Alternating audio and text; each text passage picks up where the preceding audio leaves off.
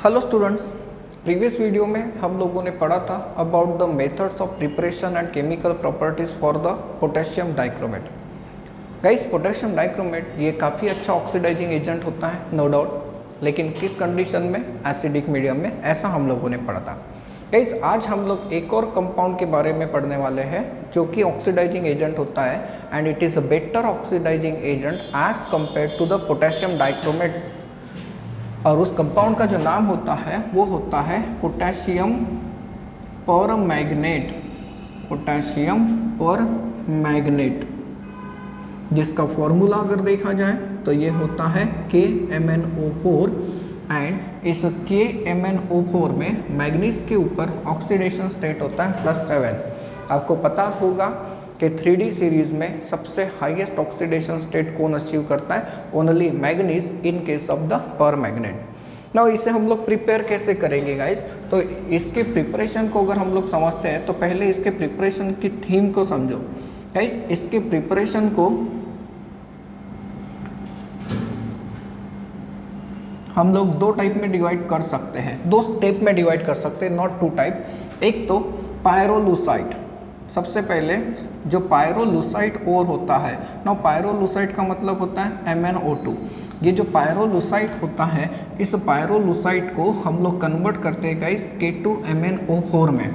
इसके लिए कई सारी केमिकल मेथड्स हमारे पास हो सकती है एंड देन आफ्टर ये जो K2MnO4 होता है इसे हम लोग कन्वर्ट करते हैं KMnO4 में दो तरीके से। या तो केमिकल ऑक्सीडेशन आप लोग इस्तेमाल कर सकते हो, केमिकल ऑक्सीडेशन, या फिर दूसरा जो ऑक्सीडेशन हम लोग यूज़ करते हैं उसे हम लोग कह सकते हैं इलेक्ट्रोलिटिक ऑक्सीडेशन।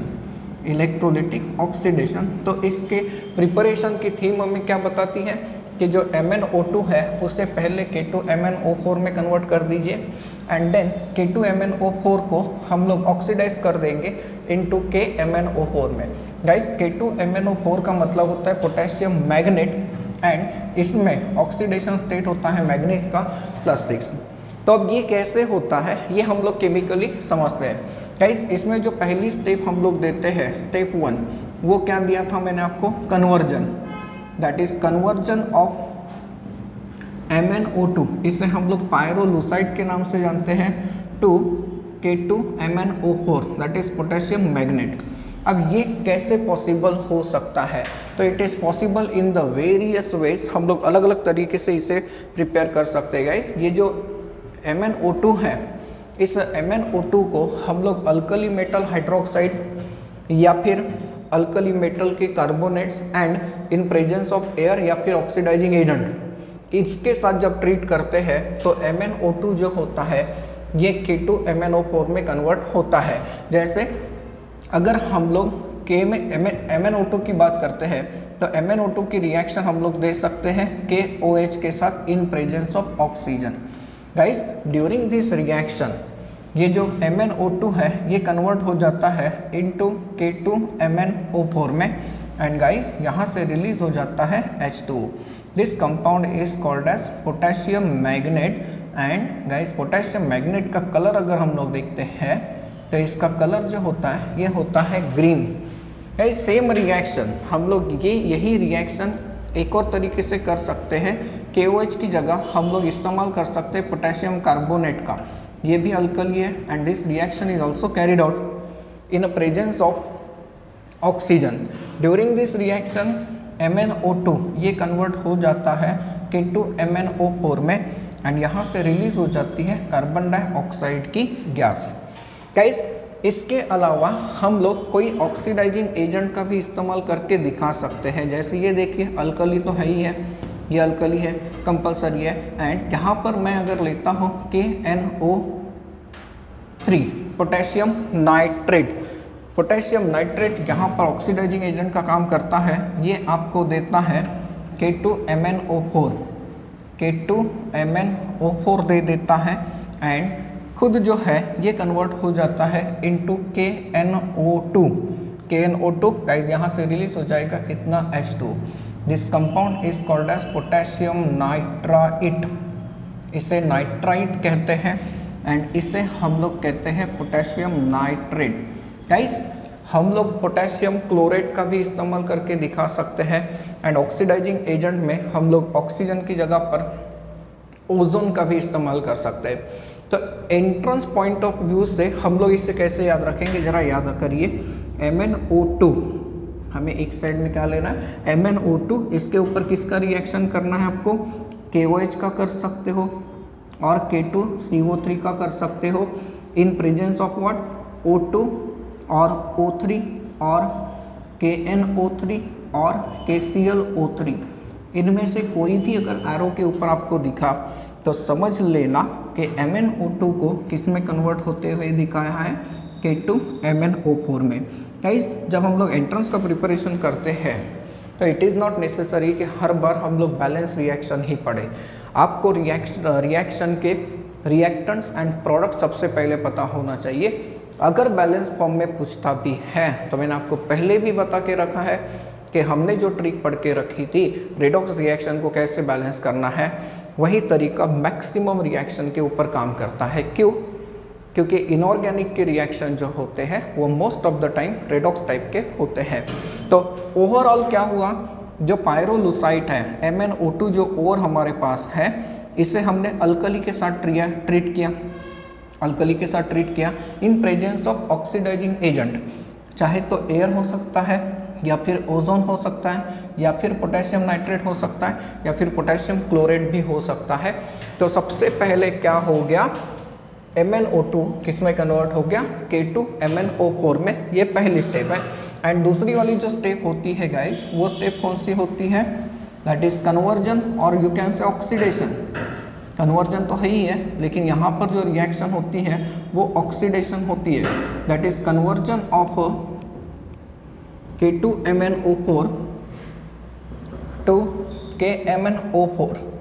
और यहाँ पर हम लोग दो मेथड का इस्तेमाल करते हैं गाइस। इसमें पहली वाली जो मेथड हम लोग यूज़ करते हैं उसे आप लोग केमिकल ऑक्सीडेशन कहते हो, केमिकल ऑक्सीडेशन। ठीक है, ऑक्सीडेशन क्यों करना है ये भी ज़रा समझ लो। ऑक्सीडेशन स्टेट की तरफ ध्यान दो, ये +6 स्टेट में है। एंड मैंने आपको ये बताया था कि पोटेशियम पर मैग्नेट में मैग्नीज के ऊपर कौन सा ऑक्सीडेशन स्टेट होता है, +7 का होता है। तो केमिकल ऑक्सीडेशन में आप लोग किसका इस्तेमाल करते हो, तो केमिकल ऑक्सीडेशन में हम लोग इस्तेमाल करते हैं सल्फ्यूरिक एसिड का, इवन हम लोग इस्तेमाल कर सकते हैं क्लोरीन का, एंड इवन आप लोग कार्बन डाइऑक्साइड का भी इस्तेमाल कर सकते हो। कैसे, देखिए इसमें कई सारे मेथड हम लोग यूज़ कर सकते हैं। फॉर एग्जाम्पल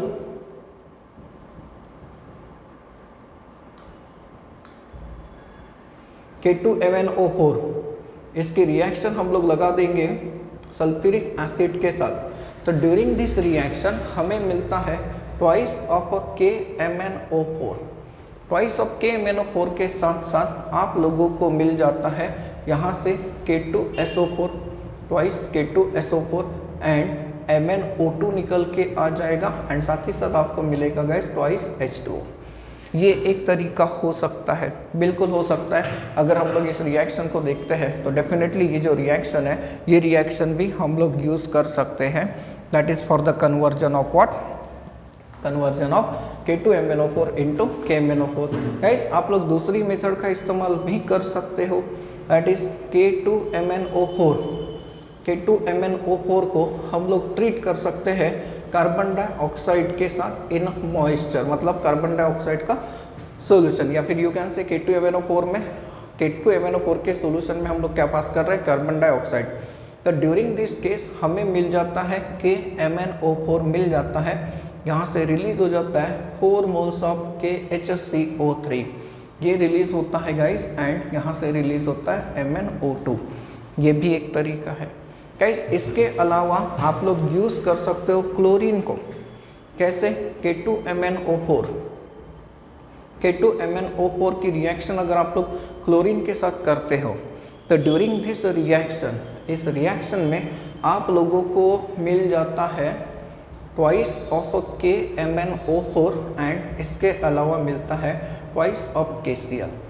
यहाँ पर सल्फ्यूरिक एसिड, कार्बन डाइऑक्साइड का सॉल्यूशन एंड क्लोरीन, ये सारे के सारे ऑक्सीडाइजिंग एजेंट का काम करते हैं, क्योंकि ये खुद रिड्यूस हो रहे हैं, खुद रिड्यूस होके दूसरे को क्या कर रहे हैं, ऑक्सीडाइज कर रहे हैं।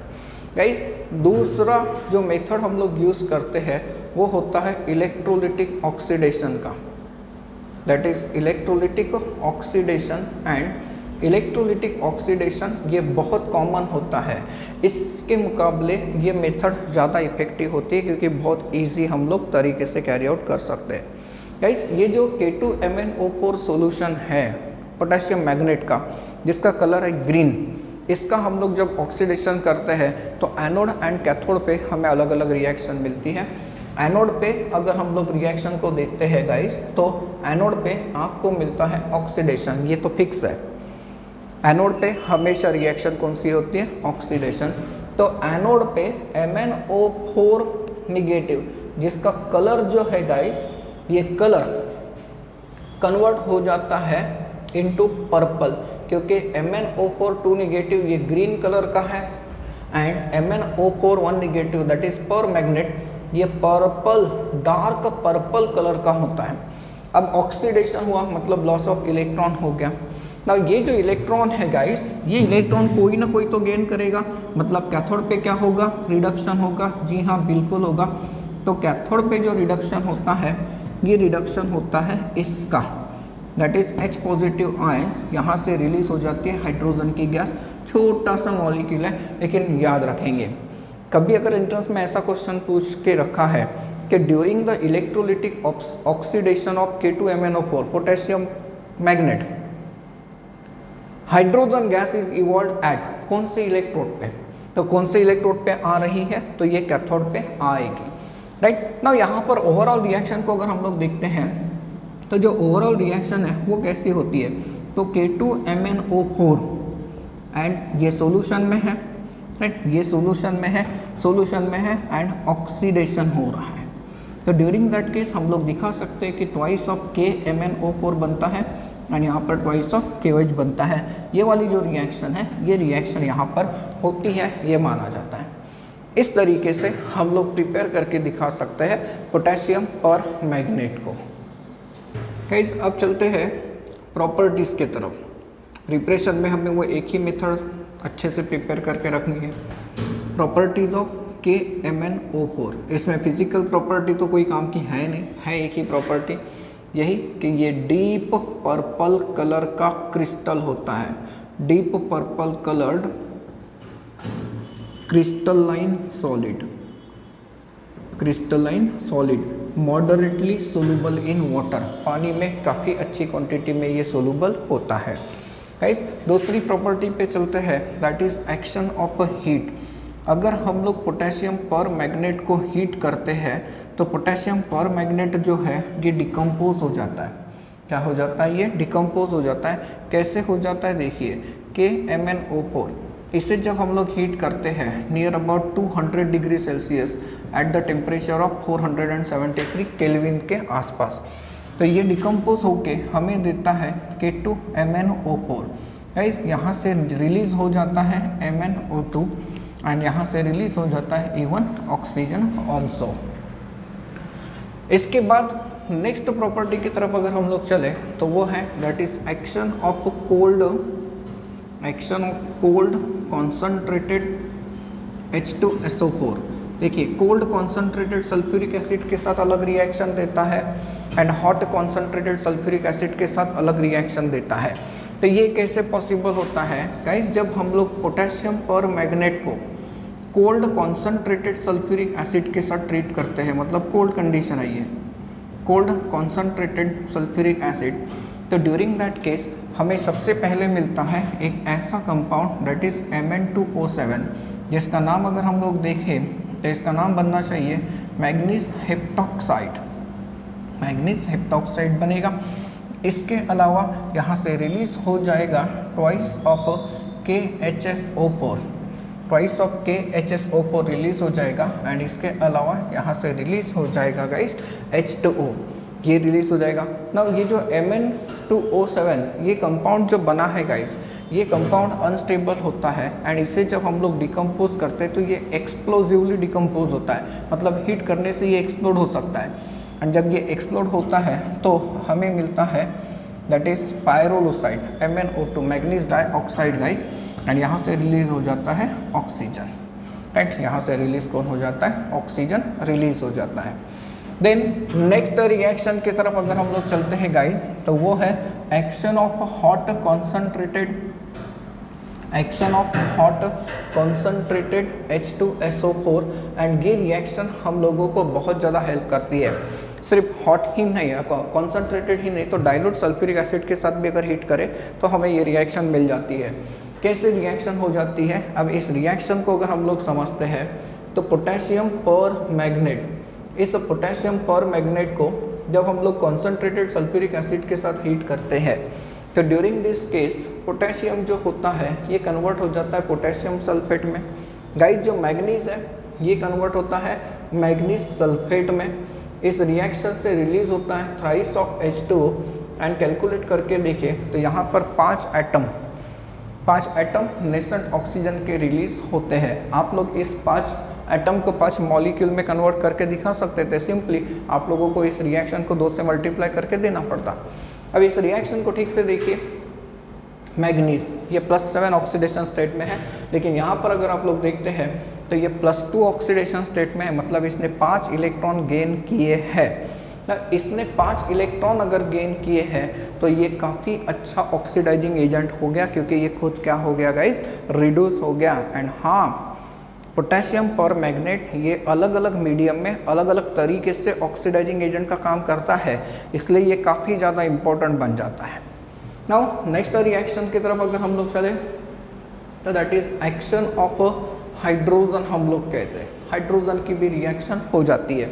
गाइस KMnO4, ये जो KMnO4 है, इस KMnO4 की रिएक्शन जब हम लोग हाइड्रोजन के साथ करते हैं तो ड्यूरिंग दैट केस आप लोगों को मिलता है MnO, मैग्नीज ऑक्साइड। यहाँ से रिलीज हो जाता है ट्वाइस ऑफ KOH एंड यहाँ से रिलीज हो जाएगा 4 मोल्स ऑफ H2O। तो ये हाइड्रोजन के साथ वाली रिएक्शन है। गाइस इसके बाद वाली केमिकल प्रॉपर्टी जो है वो काफ़ी ज़्यादा इंपॉर्टेंट होती है, दैट इज़ ऑक्सीडाइजिंग एजेंट और ऑक्सीडाइजिंग प्रॉपर्टी। एंड मैंने आपको ये बताया कि KMnO4 जो होता है ये अलग अलग मीडियम में अलग अलग तरीके से ऑक्सीडाइजिंग एजेंट का काम करता है, जो कि काफ़ी ज़्यादा इम्पोर्टेंट है। इसके रिएक्शंस को हम लोग नॉर्मल फॉर्म में भी पढ़ेंगे as well as ionic form में भी पढ़ेंगे। एंट्रेंस में आप लोगों को काफ़ी अच्छा प्रिपेयर करके रखना है। क्यों ऐसा, क्योंकि ऑक्सीडाइजिंग एजेंट है, मतलब इसका रिडक्शन होगा, हाँ, किसी दूसरे का क्या होगा, ऑक्सीडेशन, मतलब रिएक्शन कौन से टाइप की हो जाएगी, रेडॉक्स।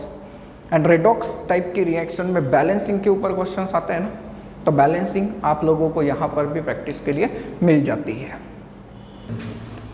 नेक्स्ट प्रॉपर्टी की तरफ चलते हैं, that is oxidising property, oxidising property और you can say oxidising nature.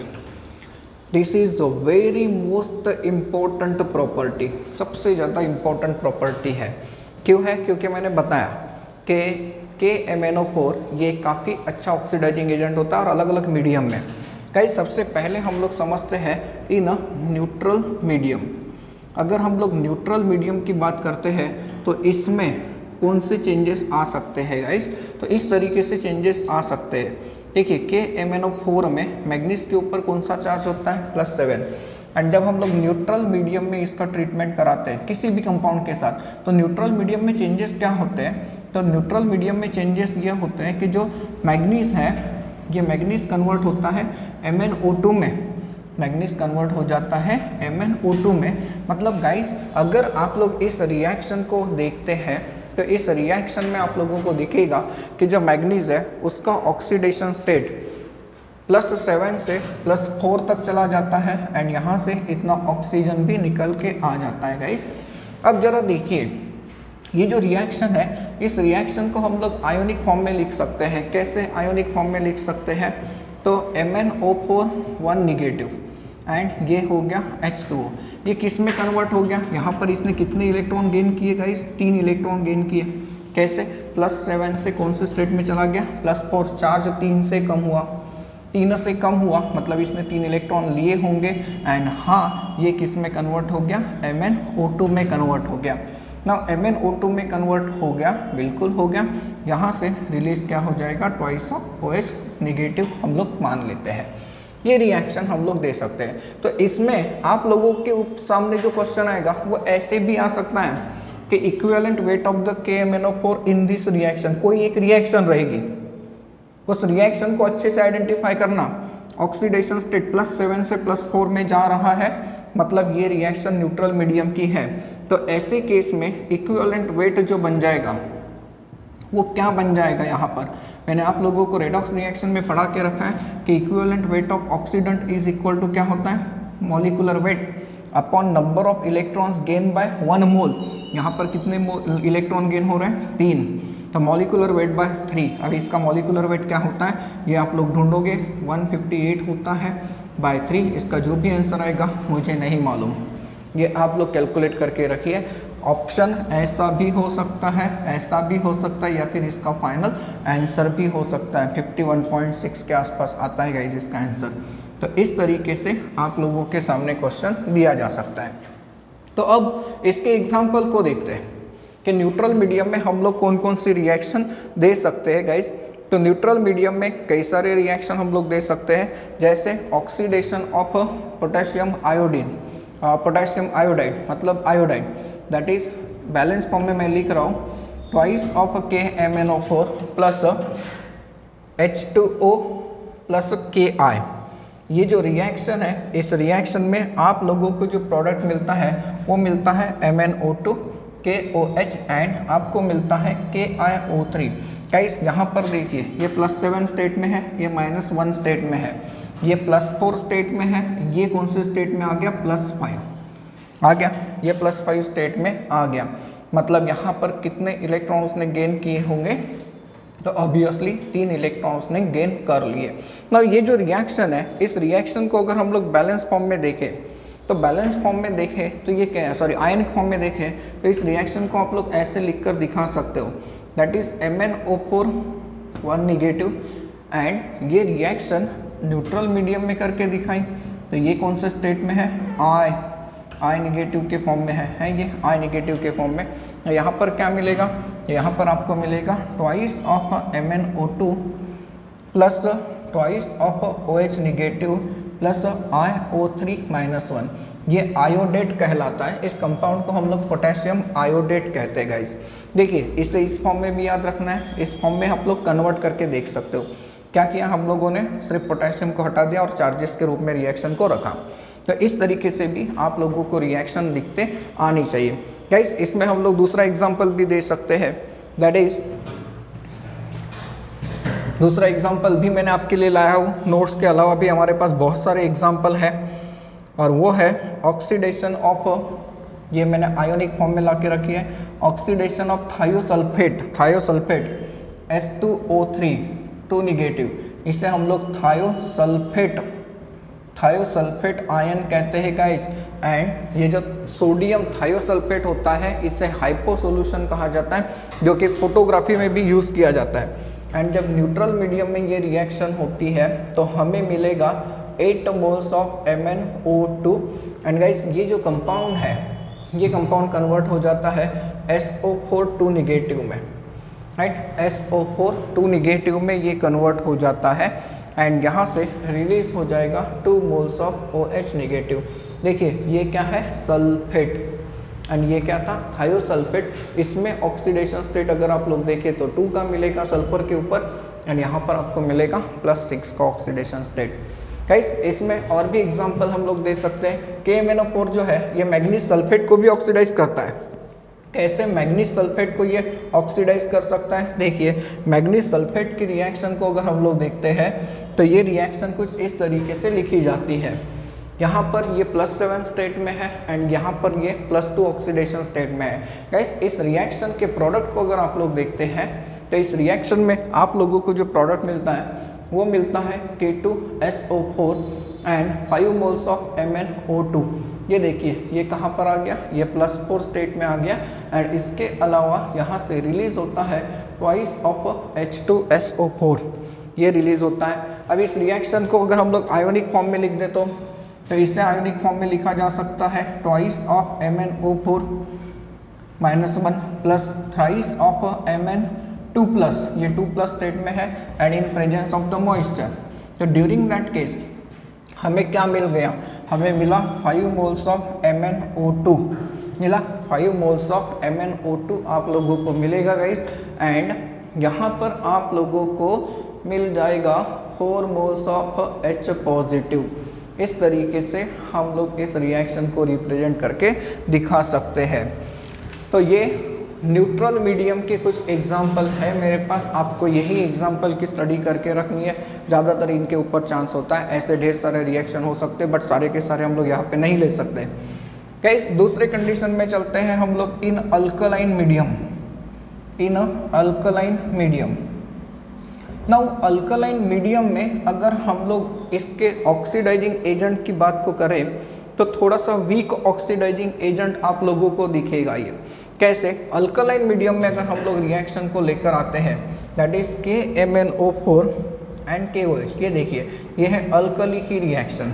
तो अल्कलाइन मीडियम में क्या हो जाता है, ये जो KMnO4 है ये कन्वर्ट होता है इनटू K2MnO4।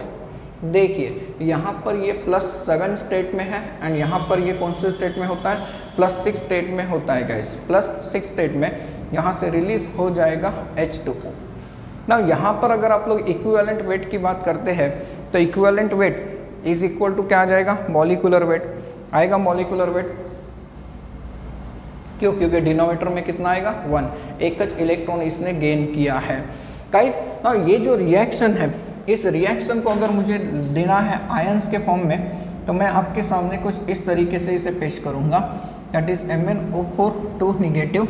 एंड इस रिएक्शन का एक बहुत ही स्पेशल एग्जाम्पल आपको याद रखना है, एक ही एग्जाम्पल दे रहा हूँ मैं, that is oxidation of ethene. This compound is called as ethene, या फिर कॉमनली हम लोग इसे क्या कहते हैं, इथिलीन कहते हैं गाइस। एंड इसे जब हम लोग अल्कलाइन सॉल्यूशन में लिखते हैं तो ये जो रिएक्शन है ये हम इस तरीके से लिखते हैं, दैट इज अल्कलाइन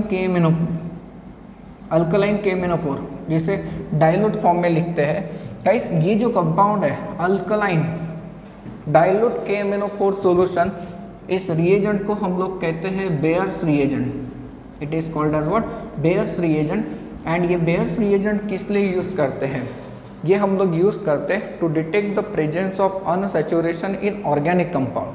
अनसैचुरेशन का मतलब कार्बन कार्बन डबल बॉन्ड या फिर कार्बन और कार्बन के बीच में ट्रिपल बॉन्ड, इसे डिटेक्ट करने के लिए हम लोग इसका इस्तेमाल करते हैं। इस रिएक्शन की खासियत ये है, इस रिएक्शन में हमें जो कंपाउंड मिलता है वो मिलता है इथिलीन ग्लाइकॉल, जिसका इस्तेमाल आप लोगों ने पढ़ा होगा सॉल्यूशन एंड कोलिगेटिव प्रॉपर्टी में एज अ कूलेंट के रूप में किया जाता है। हाँ, इस रिएक्शन में ये जो कलर होता है इस सॉल्यूशन का, पर्पल कलर जो होता है ये कलरलेस में कन्वर्ट होता है, डिसअपियर होता है, क्योंकि ये जो कंपाउंड है ये कंपाउंड कलरलेस होता है। मीन्स कलरलेस अगर हो गया सॉल्यूशन तो हम लोग समझ जाएंगे कि रिएक्शन पॉजिटिव है। एंड रिएक्शन पॉजिटिव है इसका मतलब इन दो कार्बन के बीच में क्या होगा, डबल बॉन्ड होगा। क्यों, क्योंकि दोनों कार्बन पे कौन ऐड हो गया, OH। देखिए यहाँ पर H2O एंड ऑक्सीजन को लिखा, ये 2 OH के बराबर दिखता है। ये कहाँ से आता है, इसके सॉल्यूशन में से आता है। तो न्यूट्रल मीडियम में एंड अल्कलाइन मीडियम में ये इस तरीके से ऑक्सीडाइजिंग एजेंट का काम करते हुए हमें दिखेगा। अब तीसरा मीडियम बचता है और वो है एसिडिक मीडियम। एंड ये बहुत ज़्यादा इम्पोर्टेंट इसलिए क्योंकि गाइस जो पोटेशियम परमैंगनेट है ये एसिडिक मीडियम में बहुत स्ट्रॉन्गर ऑक्सीडाइजिंग एजेंट का काम करता है अकॉर्डिंग टू द रिएक्शन। कैसे रिएक्शन होती है, तो ये रिएक्शन हम लोगों ने देखी है थोड़ी देर पहले। ये इस तरीके से रिएक्ट होता है सल्फ्यूरिक एसिड के साथ। पोटेशियम जो है ये कन्वर्ट होता है पोटेशियम सल्फेट में, मैग्नीज जो है ये कन्वर्ट होता है मैग्नीज सल्फेट में। यहाँ से रिलीज होता है thrice H2OO and 5 moles of nascent oxygen atom.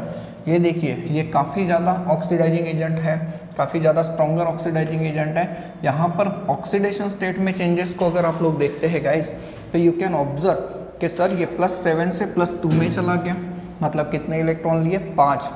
इस रिएक्शन को क्या हम लोग आयोनिक फॉर्म में लिख सकते हैं, जी हाँ, MnO4 1 negative plus 8H positive and 5 electrons, ये हमें देगा Mn2 प्लस देगा एंड यहाँ से रिलीज हो जाएगा 4H2O।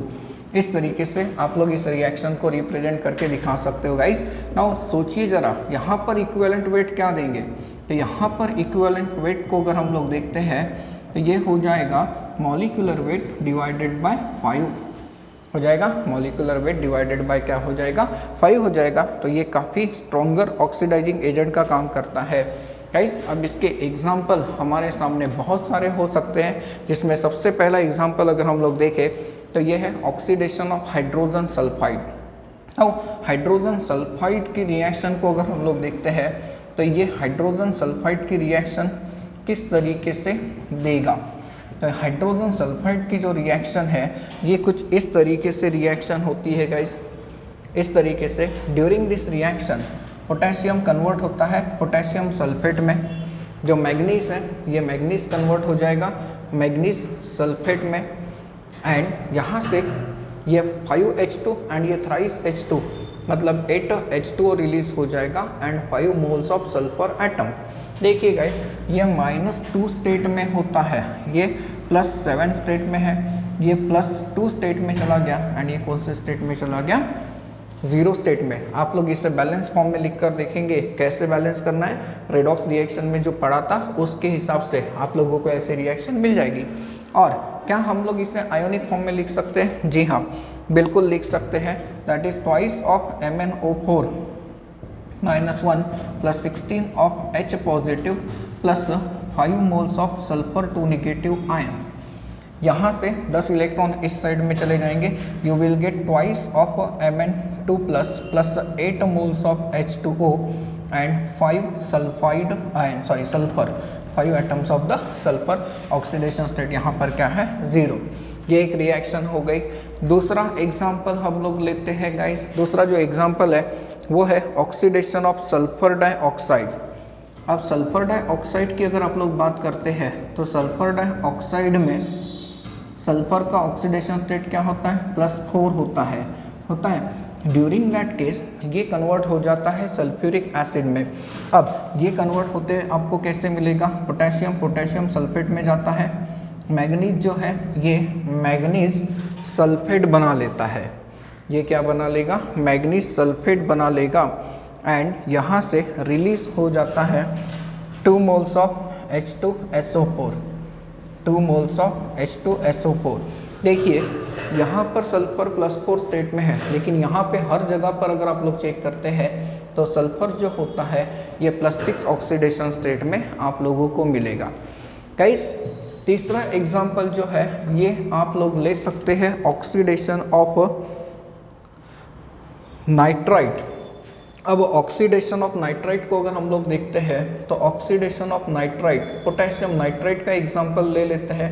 पोटेशियम नाइट्राइट की अगर आप बात करते हैं तो ये है पोटेशियम नाइट्राइट, जिसमें नाइट्रोजन के ऊपर आप लोगों को चार्ज मिलेगा +3 एंड ये एसिडिक मीडियम की रिएक्शन है। ड्यूरिंग दिस चेंज पोटेशियम जो कन्वर्ट होता है ये पोटेशियम सल्फेट में, मैग्नीज जो कन्वर्ट होगा ये मैग्नीज सल्फेट में कन्वर्ट होगा एंड ये कन्वर्ट हो जाता है 5 मोल्स ऑफ KNO3, यहाँ से रिलीज हो जाएगा 3 मोल्स ऑफ वाटर। ठीक है, यहाँ पर देखिए +5 का ऑक्सीडेशन स्टेट होता है। गाइस इस रिएक्शन को हम लोग आयोनिक फॉर्म में लिख कर दिखा सकते हैं, बिल्कुल दिखा सकते हैं। That is twice of MnO4 plus 5 moles of NO2 1 negative. ये जो आयन है इसे हम लोग नाइट्राइट कहते हैं, इसे हम लोग नाइट्राइट कहते हैं, राइट, एंड इसे हम लोग नाइट्रेट कहते हैं। And during this reaction acid की जो रिक्वायरमेंट रहेगी, ये एसिड की रिक्वायरमेंट 6H+ है। मतलब इसी रिएक्शन से हम लोग आयोनिक रिएक्शन बना सकते हैं, कहीं कहीं जगह पे चेंजेस आते हैं। तो ड्यूरिंग दिस केस आपको मिलेगा twice of Mn2 plus 5 moles of NO3 -1 plus 3 moles of H2। ये रिएक्शन है। नेक्स्ट एग्जाम्पल ले सकते हैं गाइस हम लोग, that is about the oxidation of oxalic acid. काफ़ी इंपॉर्टेंट रिएक्शन है, क्योंकि इसके पहले भी मैंने एंट्रेंस एग्जाम में इस रिएक्शन को देखा है। नाउ ऑक्सैलिक एसिड के साथ वाली जो रिएक्शन है, ये रिएक्शन कैसे हो सकती है। ऑक्सैलिक एसिड का फॉर्मूला होता है C2H2O4। C2H2O4 ये होता है इन presence of concentrated sulphuric acid. यहाँ पर जो सल्फ्यूरिक एसिड की क्वांटिटी है वो इतनी है। तो ड्यूरिंग दिस रिएक्शन K2SO4 निकल जाएगा, MnSO4 निकल जाएगा, एंड यहाँ पर जो कार्बन है, यहाँ अगर आप लोग ऑक्सीडेशन स्टेट को देखें तो +3 होता है, ये कन्वर्ट होता है कार्बन डाइऑक्साइड में। एंड गाइस इस रिएक्शन से रिलीज हो जाएगा 8 मोल्स ऑफ H2O। यहाँ पर ऑक्सीडेशन स्टेट देखिए +4 है। इसे ऑक्सीडेशन स्टेट में लिखना पॉसिबल है क्या? हाँ, लिख सकते हैं। That is twice of MnO4 1 negative plus 5 moles of C2O4 2 negative. यहाँ से एसिड है तो हाइड्रोजन को हटा कर दिया जा सकता है, प्लस यहाँ पर अगर हम लोग सल्फ्यूरिक एसिड की बात करें तो सल्फ्यूरिक एसिड के आयंस अब ज़्यादा लगेंगे, that is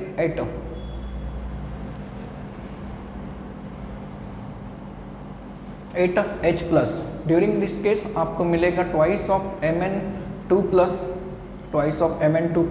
plus 10CO2 plus 4H2O। देखिए ये +4 स्टेट में आ गया, ये कौन से स्टेट में? +3, ये +2 स्टेट में आ गया। गाइस नेक्स्ट एग्जांपल जो लेते हैं वो लेते हैं हम लोग ऑक्सीडेशन ऑफ आयोडाइड। अब ऑक्सीडेशन ऑफ आयोडाइड के साथ अगर रिएक्शन को देखना है तो ये जो रिएक्शन होती है, ये रिएक्शन कुछ इस तरीके से होती है गाइस, एसिडिक मीडियम में अगर हम लोग देखते हैं। देखिए पोटेशियम आयोडाइड ये कौन से स्टेट में है? -1 स्टेट में है। ड्यूरिंग दैट केस आप लोगों को जो प्रोडक्ट मिलता है वो मिलेगा K2SO4। देन इसके अलावा अगर हम लोग देखें तो आपको मिलेगा ट्वाइस ऑफ MnSO4। यहाँ से रिलीज हो जाता है 5 moles of I2 and 3 moles of H2O। देखिए आयोडीन का ऑक्सीडेशन स्टेट 0 है, यहाँ पर कितना है? -1। एंड मैग्नीज के बारे में तो पता ही है, +7 से कहाँ पर चला गया? +2 में चला गया। नाउ गाइस यहाँ एक चीज़ की तरफ नोटिस करिए, जब न्यूट्रल मीडियम में हमने रिएक्शन पढ़ी थी तो I नेगेटिव IO3 नेगेटिव में कन्वर्ट हो गया था, एंड यहाँ पर आयोडीन रिलीज हो गया। नेक्स्ट एग्जांपल हम लोग दे सकते हैं oxidation of ferrous salt.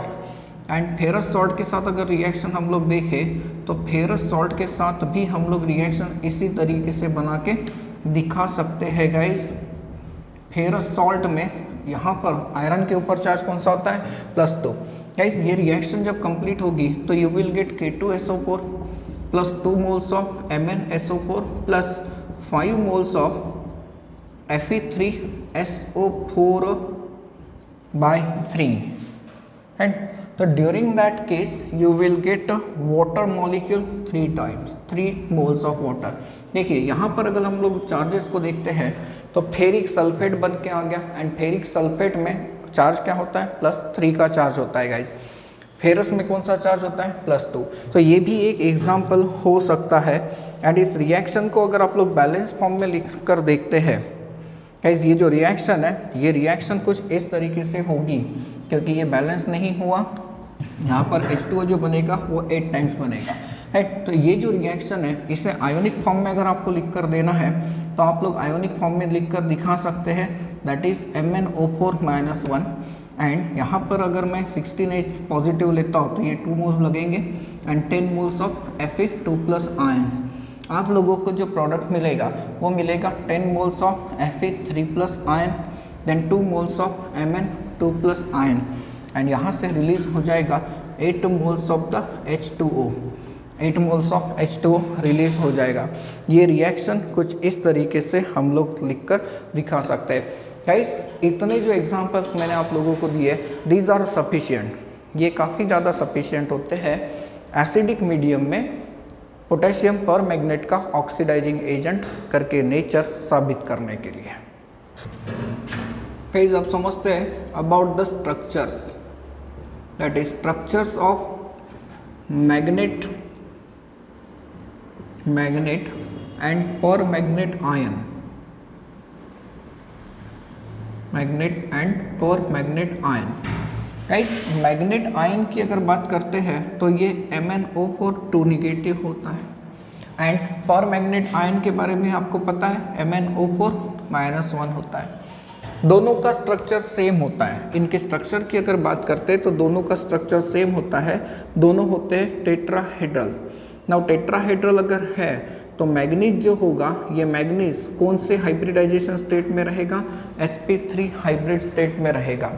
Now इनका स्ट्रक्चर अगर हम लोग देखें तो पहले MnO4 2 निगेटिव, मतलब 2 ऑक्सीजन के ऊपर क्या होगा गाइस, निगेटिव चार्ज। ये देखिए ये है टेट्राहेड्रल अरेंजमेंट, बराबर है। इसमें मैंने कहा कि 2 निगेटिव का चार्ज है, तो 2 निगेटिव का चार्ज है तो एक निगेटिव यहाँ पर दे देता हूँ, एक निगेटिव यहाँ पर, मतलब इस ऑक्सीजन पे निगेटिव चार्ज नहीं है, तो इस पे जब निगेटिव चार्ज नहीं है तो इसका नॉर्मल वैलेंसी क्या हो जाएगा 2, तो ये डबल बॉन्डेड होगा। हाँ ये देखिए ये स्ट्रक्चर कुछ ऐसा बन जाएगा।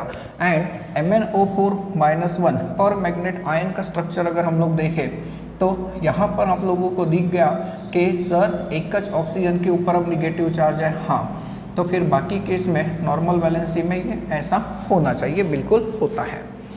गाइस अब इनके कलर्स के बारे में सोचिए, कलर्स के बारे में क्वेश्चन पूछा जा सकता है। अगर हम लोग MnO4 2 निगेटिव को देखते हैं तो MnO4 2 निगेटिव में मैग्नीज के ऊपर चार्ज होता है गाइस +6।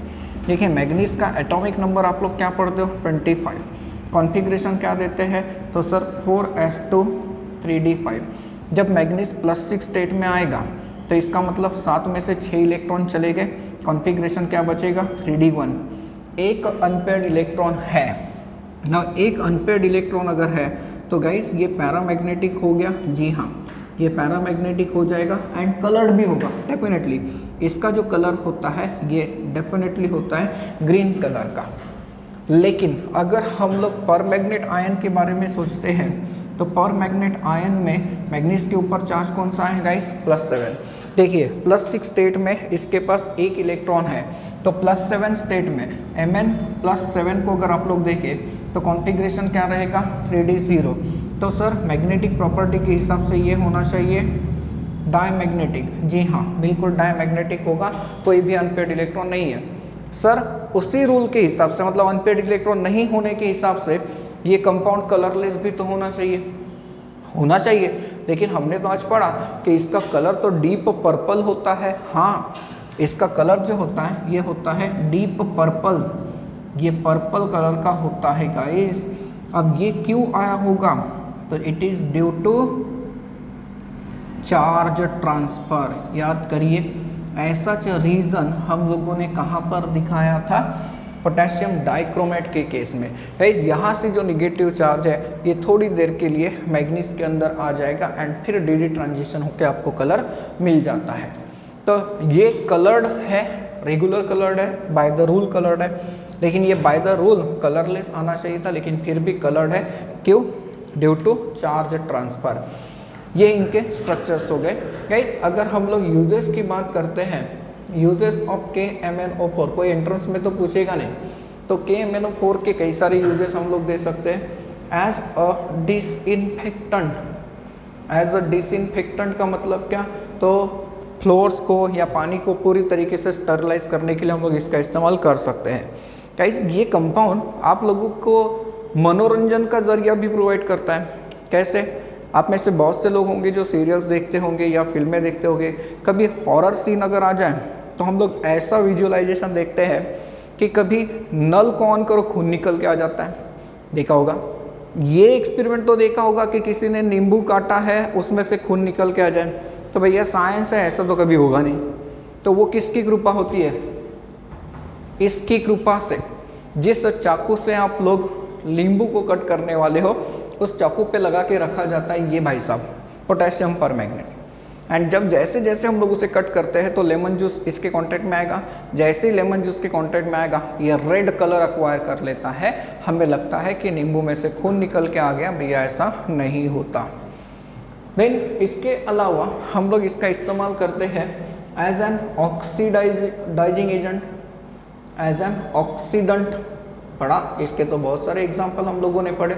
आप लोगों को याद दिला दो कि हमने 2 ऑक्सीडेंट के बारे में पढ़ के रखा है, K2Cr2O7 एंड KMnO4। K2Cr2O7 सिर्फ एसिडिक मीडियम में काम करता है, ये तीनों मीडियम में काम करता है, एंड एसिडिक मीडियम में ये उससे भी ज़्यादा स्ट्रॉन्गर ऑक्सीडाइजिंग एजेंट होता है। गाइस इसके अलावा इसका इस्तेमाल किया जाता है in the estimation of ferrous ions ferrous salts को एस्टिमेट करने के लिए हम लोग इसका इस्तेमाल करते हैं। इवन हाइड्रोजन पेरोक्साइड को एस्टिमेट करने के लिए हम लोग इसका इस्तेमाल करते हैं। एंड जब वॉल्यूमेट्रिक एनालिसिस की बात करते हैं तो ये as a primary reference, as a primary standard, not reference, ये प्राइमरी स्टैंडर्ड होता है। प्राइमरी स्टैंडर्ड का मीनिंग मैंने आप लोगों को K2CR 207 के यूजेस में भी बताया था। क्या होता है प्राइमरी स्टैंडर्ड? मतलब सर ऐसा सॉल्यूशन जिसका कॉन्सेंट्रेशन ये टाइम के साथ चेंज नहीं होता। एंड इसके अलावा ये हम लोग यूज़ कर सकते हैं as a bleaching agent, as a bleaching agent. For example cotton को वगैरह ब्लीच करने के लिए हम लोग इसका इस्तेमाल कर सकते हैं गाइस।